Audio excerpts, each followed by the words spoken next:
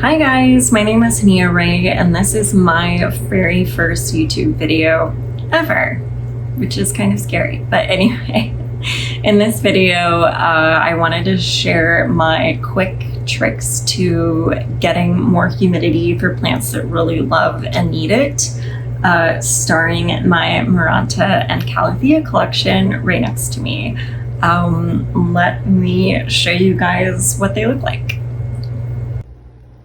So as you can see, there are a lot of different varieties of marantas and calatheas. I've been collecting them for a few months now, and they are doing actually a lot better, but you can still see there's some crispiness going on here, and some with a few leaves where they should have a lot more. And we're gonna cover what I did to make sure that they would start to regrow and have some new life on them. And you know, here's an example of a guy that wasn't doing too hot, and now voila, we have a beautiful new leaf coming up. I believe this is just a stromonth, a Calathea stromonth. Yeah, give me 1 second and we will talk about how to get more humidity for these guys. So you've heard about the tray underneath the pot with pebbles. I've done exactly that, except I did this with a yellow bin from IKEA. And you can see there's pebbles in there. There's still some water left. And I fill it up about 1/4 inch. And I just let it go. I don't pay attention. I just try to keep the water level about 1/4 inch. I kind of let them sit, which some people might say can lead to root rot. I haven't seen it yet, and I'm getting like new leaves, like this guy right here, left and right.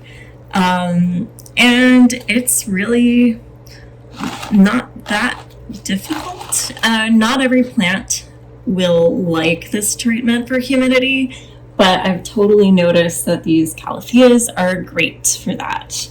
The second thing that I'd like to point out is this super cheap Amazon thermostat with a temperature. So you can see it's 92% humidity and 72.5, which is pretty close to what you would have in a tropical space for these guys. You don't need a ton of money. Some people use $100, $200 humidifiers. I'm here to tell you that you definitely don't need to do that. When you think about it, these Calathea maranta plants grow next to a river, like a stream or a waterfall. They probably don't actually have rain coming at them from the top, and they would get a lot of their moisture from the ground. So when you put them in a tub with about 1/4 inch of water, and I would also say that water should be distilled or dechlorinated tap water, they are picking it up probably similar to the way that they would be in the wild. But you can mist them because misting will help keep the humidity up. Again, like this was $1, and you know, these buckets from IKEA were also $1. You don't need to spend a ton of money. You don't need fish tanks either.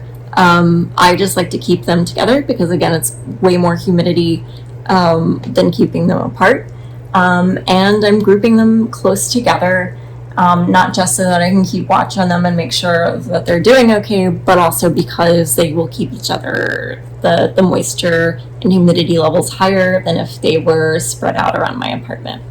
So if we take the phone off for just a second, I'll show you my next trick. So this is a coffee table that I bought. It's an outdoor coffee table. Those are teak slats on the top, if you can see those.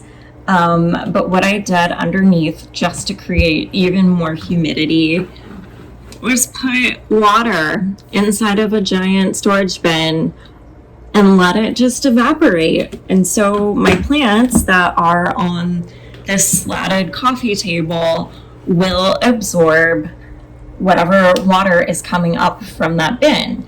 So if this isn't enough, or if their leaves are sort of slightly hanging out over the table, the bin hopefully will give them a little extra boost and keep them from getting crispy. Like I said, this was my very first video. I'm not expecting it to be perfect. If there's stuff that you'd like to see me cover, or if I need to clarify something, or if there's a way to make this better, please let me know in the comments. And if you found this helpful, please like, subscribe, and share, as the default YouTuber saying goes. And hopefully I'll see you guys next week.